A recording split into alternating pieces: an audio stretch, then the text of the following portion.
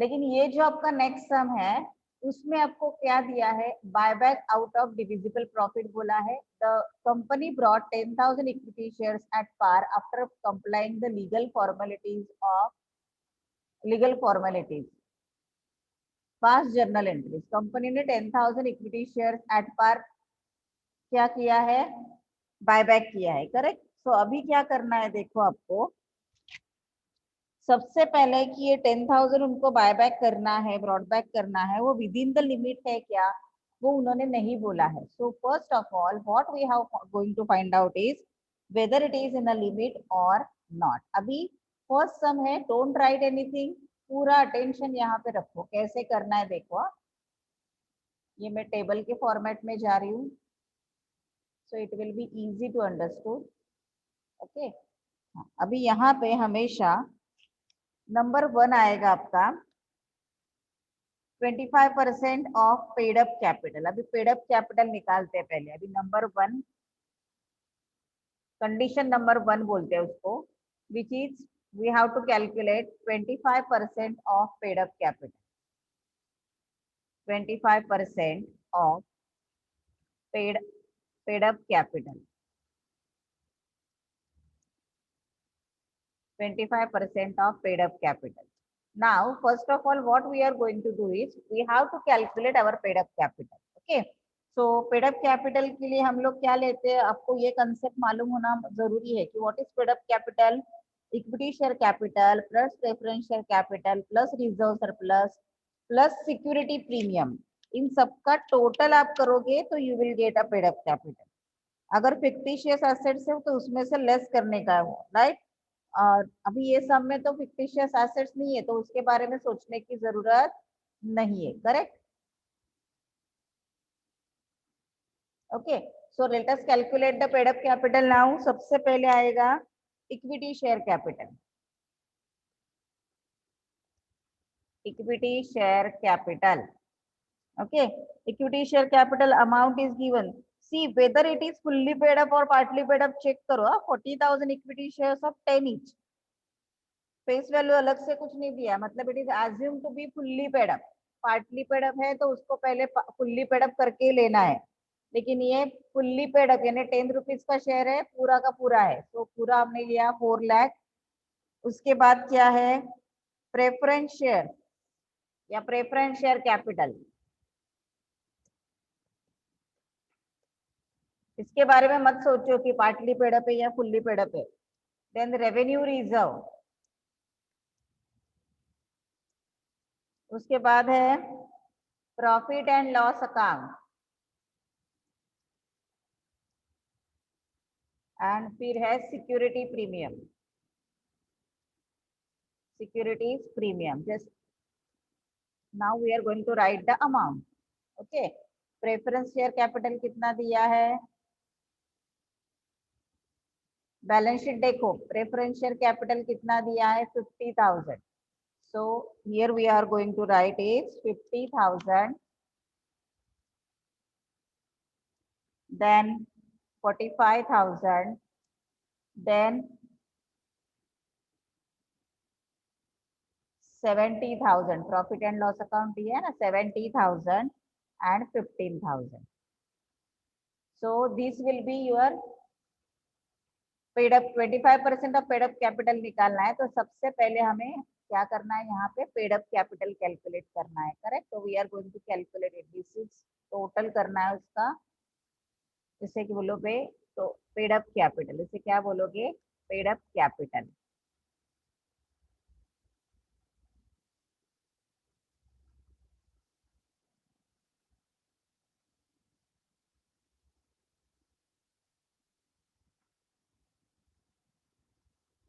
Okay, इसका total करते हैं हम लोग पेड अप कैपिटल का।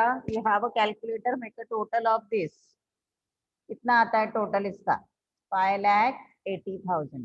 ये हो गया आपका पेड अप कैपिटल। अभी आपको उसका कितना परसेंट निकालने के लिए बोला है, देखो ऊपर लिखा है नंबर 1 कंडीशन क्या है, कितना परसेंट बोला है, 25% ऑफ पेड अप कैपिटल। अभी पेड अप कैपिटल कितना मिला आपको, 5,80,000।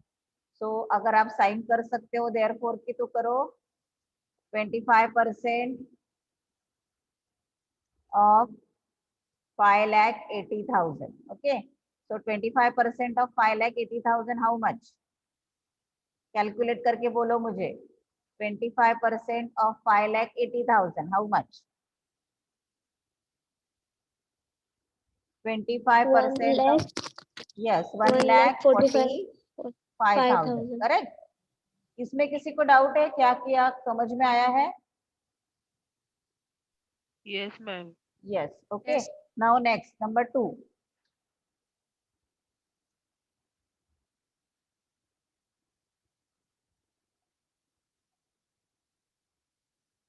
ओके, ये फर्स्ट अमाउंट मिला आपको. अभी number 2, condition number 2. Minimum own funds. Condition number 2 में हम लोग रह रहे हैं मिनिमम ओन फंड्स. ओके, अभी ये कैसे निकालना है देखो, be attentive. Own funds. Own funds मतलब ये जो आपने पेड अप कैपिटल निकाला ना ऊपर, दैट्स इट, वही आपको लेना है. ओन फंड्स बोला है, ओड फंड्स नहीं बोला है. बी अटेंटिव यहाँ पे. तो ये ऊपर का हमने कॉपी करके ले लिया है ऐसे ही. अगेन टोटल करके दिखाने की जरूरत नहीं है. जो पेड अप कैपिटल था वो लिया, उसमें से हमें लेस करना है. देखो क्या करना है, सिंपल यही फॉर्मेट फॉलो करो. लेस 50% ऑफ 50% और 1/2 of loan amount of borrowed funds और लोन अमाउंट. अभी ये सब में देखो, ये क्वेश्चन में बोरोड फंड्स दिया ही नहीं है. Creditors is a current liability. Borrowed funds कहते हैं डिबेंचर्स है, बैंक लोन है, लेकिन ये इसमें कुछ भी नहीं दिया है. इसका मतलब this will be nil. Correct. So second का आंसर कितना आया आपका? सेकंड का आंसर कितना आएगा?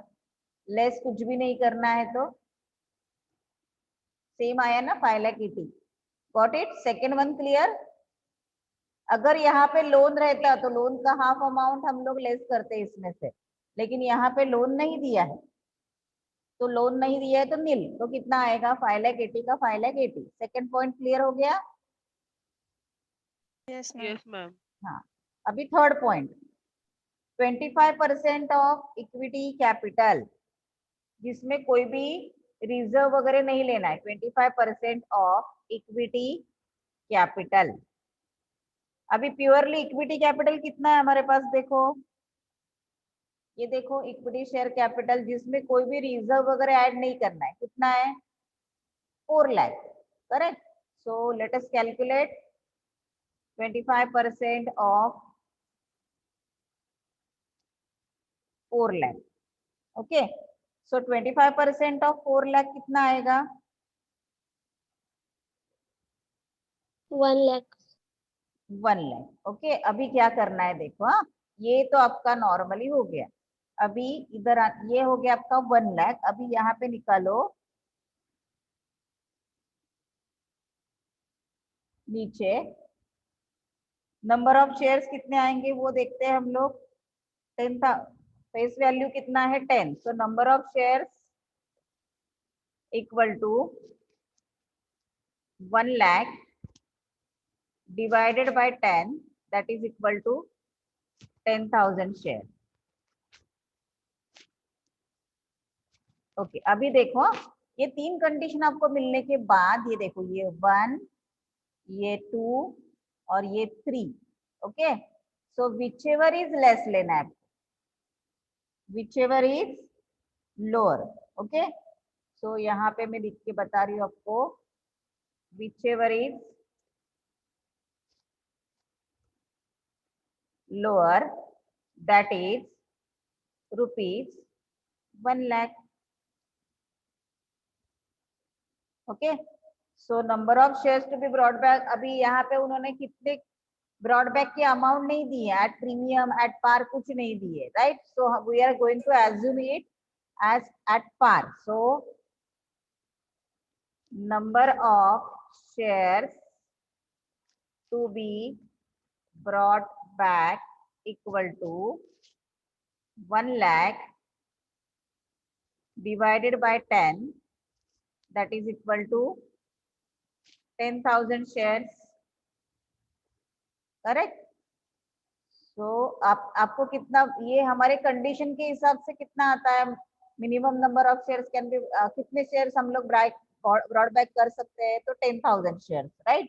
और हम लोग एक्चुअली कितना कर रहे हैं प्रॉब्लम के हिसाब से, उधर भी 10,000 दिया है, लेकिन इसका मतलब क्या है कि ये जो 10,000 इक्विटी शेयर्स है वो विद इन द लिमिट है, क्योंकि अपने लिमिट के हिसाब से भी अमाउंट कितना आया देखो 10,000। अभी ये आंसर 10,000 की जगह 8,000 आता तो ये आपको परमिशन नहीं मिलेगा। सो आप 10 की जगह आपको 8,000 ब्रॉड बैक करना पड़ता, लेकिन फॉर्चुनेटली अभी ये आपका बेसिक सम है, तो ये कितना आया 10,000। हम लोग मैक्सिमम कितना ब्रॉड बैक कर सकते हैं 10,000 शेयर, और हम लोग कितना ब्रॉड बैक कर रहे हैं 10,000, सो इट इज अलाउड। ओके, यहाँ पे आपको बोला नहीं था कि condition formal after complying with the legal formalities, ऐसे तो लीगल फॉर्मेलिटीज कंप्लाई कर रहे हैं या नहीं, ये हमने यहाँ पे चेक किया। So it is complying with the legal formalities. Okay, got it. So इसके बाद हम लोग उसका जर्नल एंट्री स्टार्ट करेंगे, दी जाएगा। Okay, now let us start with the journal entries. First of all, first journal entry normally conditions के हिसाब से पार्टली पेड अप को फुल्ली पेड अप करना है, लेकिन यहाँ पे already shares are fully paid up, so no need to do the fully paid up. Second one is investment sold की एंट्री रहती है, यहाँ पे कोई भी इन्वेस्टमेंट सोल्ड करने के लिए नहीं बोला है, तो वो भी नहीं आएगा। सो सीधा आपको क्या करना है, we are going to transfer the claim of equity share holders. Okay, वो एंट्री आएगा। तो ट्रांसफरिंग द क्लेम यानी इक्विटी शेयर कैपिटल से अमाउंट निकालना है और होल्डर्स को ट्रांसफर करना है। कैसे आएगा देखो, इक्विटी, इसका फॉर्मेट एंट्रीज मैंने दिया है, इक्विटी शेयर कैपिटल अकाउंट। अभी डेबिट करना है, लेकिन कितने अमाउंट से डेबिट होगा देखो, यहाँ पे हमने कैलकुलेट करके रखा है नंबर ऑफ शेयर्स, है ना।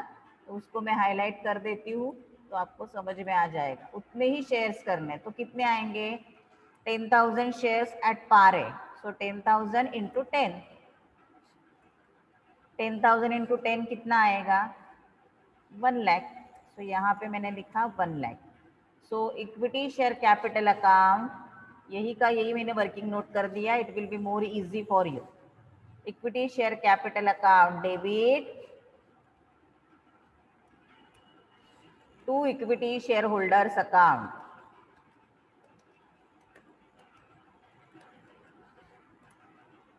अमाउंट कितना आएगा आपका 1 lakh.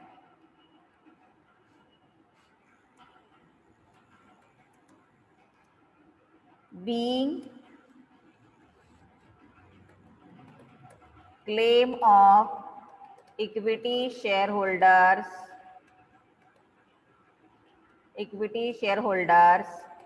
Transfer to their account, और ट्रांसफर इतना लिखोगे तो भी चलेगा।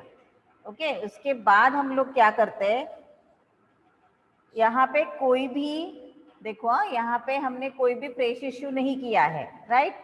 तो we have to calculate CRR, capital redemption reserve. तो उसका फॉर्मूला क्या आता है देखो, कैपिटल रिडम्पशन रिजर्व, ये कैलकुलेट करना है आपको। Capital redemption reserve equal to face value of buyback minus face value of fresh issue. अभी यहाँ पे फ्रेश इश्यू, कोई भी नए शेयर्स हमने इश्यू नहीं किए हैं, तो CRR कैसे आएगा देखो, हमारा फेस वैल्यू ऑफ बायबैक है हमारा 1 लाख, क्योंकि यहाँ पे कोई भी प्रीमियम वगैरह नहीं है, ये कितना है नील। तो अपना CRR भी कितना आएगा, कैपिटल रिडम्पशन रिजर्व 1 लाख। अभी 1 लाख जो अमाउंट है CRR का, वो कहाँ से निकालेंगे हम लोग। सो सीक्वेंस वाइज जाओ, पहले रेवेन्यू रिजर्व यूज करो, उसमें से अगर कम पड़ा तो प्रॉफिट लॉस। अगर आपने पहले प्रॉफिट लॉस यूज किया that will also fine, it right. So हम लोग बैलेंस शीट के सीक्वेंस से जा रहे हैं, तो सिक्योरिटी प्रीमियम पहले यूज नहीं करना है, पहले आपको रेवेन्यू रिजर्व या प्रॉफिट लॉस यूज करना है। टोटल अमाउंट चाहिए हमें 1 लाख। सो कैसे करोगे देखो, रेवेन्यू रिजर्व अकाउंट डेबिट, ये भी एंट्री दिया है CRR का मैंने, रेवेन्यू रिजर्व अकाउंट डेबिट, अभी रेवेन्यू रिजर्व में कितना पैसा था 45,000 और हमें चाहिए 1 लाख, तो पूरा 45,000 यूज करो। फिर remaining we required from profit and loss account, profit and format entry सामने रखो, profit and loss account debit, total we required 1 lakh for CRR, ऊपर फॉर्म कैलकुलेट करके दिखाया है मैंने, उसमें से 45,000 रेवेन्यू रिजर्व से लिया, तो मैं 55,000 ले रही हूँ प्रॉफिट एंड लॉस अकाउंट से। अगर आपने प्रॉफिट लॉस अकाउंट पूरा लिया 70,000 और रेवेन्यू से ओनली 30,000 निकाला, दैट विल ऑल्सो फाइन ना, so don't worry about that. अगर आपको, जैसे मैं यहाँ पे दिखाती हूँ, देखो अगर आपने प्रॉफिट लॉस में 55 की जगह इधर 70,000 लिया और इधर ओनली 30,000 लिया, अल्टीमेटली टोटल कितना आया 1 लाख ही आया ना, so that will also fine, वो भी करेक्ट ही है। सो ये मैंने लिया सीक्वेंस वाइज लिया, इसलिए ये लिया 45,000, ये लिया हमने 55,000 according to the balance sheet जो दिया उसके हिसाब से हमने लिया।